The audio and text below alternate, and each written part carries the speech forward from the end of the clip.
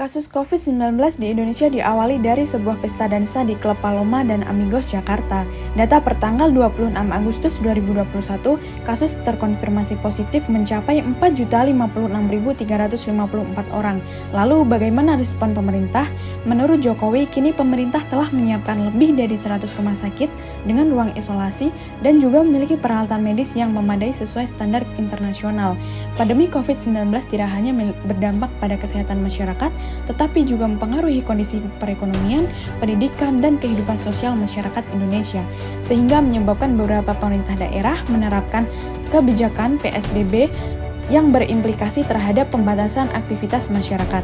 Menurutnya, berbagai aktivitas ini berdampak pada kondisi sosial ekonomi masyarakat, khususnya masyarakat rentan dan miskin. Yang amat perlu diwaspadai adalah angka kepositifan kita yang sudah berkisar 30%, padahal kita ketahui rekomendasi WHO adalah hanya 5% saja.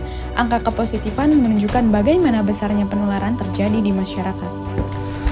Satuan Tugas Penanganan COVID-19 melaporkan jumlah penduduk Indonesia yang sudah mendapat suntikan vaksin COVID-19 terus bertambah. Sudah lebih dari 30,75 juta penduduk yang mendapat suntikan vaksin COVID-19 lengkap. Rendahnya kesadaran masyarakat untuk melakukan vaksinasi akan menghambat upaya pemulihan ekonomi nasional, khususnya dalam upaya pemerintah untuk membentuk kekebalan kelompok atau herd immunity yang berujung pada kenaikan kepercayaan masyarakat untuk belanja dan kegiatan ekonomi. Untuk mencapai herd immunity, maka vaksinasi harus dilakukan terhadap 181 juta penduduk Indonesia. Rendahnya minat masyarakat terhadap vaksinasi dan sikap skeptis yang ditunjukkan dengan menganggap vaksinasi ini tidak aman dan akan berdampak negatif.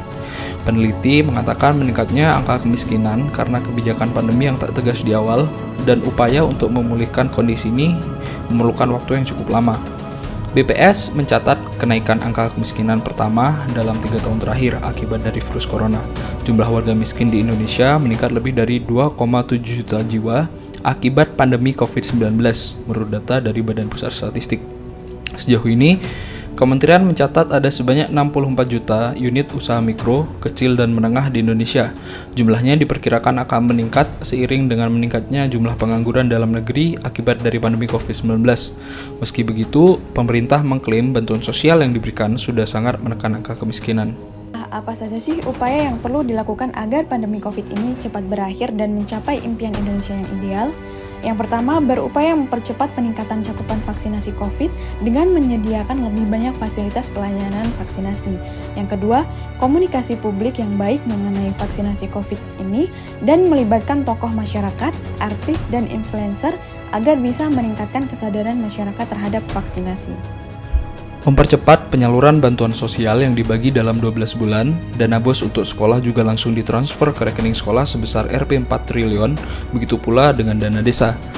Mendorong terciptanya pusat pariwisata dengan berbagai program pendukung, misalnya berupa percepatan pembangunan 5 destinasi pariwisata super prioritas.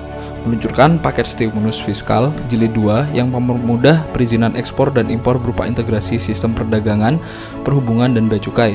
Stimulus tersebut juga berisi 8 paket, 4 kebijakan terkait prosedur, dan sisanya akan berkaitan dengan fiskal. Demikian penjelasan yang dapat kami sampaikan, semoga bermanfaat, dan tentunya semoga pandemi ini segera berakhir, sehingga kesehatan masyarakat dan perekonomian di Indonesia ini semakin membaik. Terima kasih atas perhatiannya. Wassalamualaikum warahmatullahi wabarakatuh.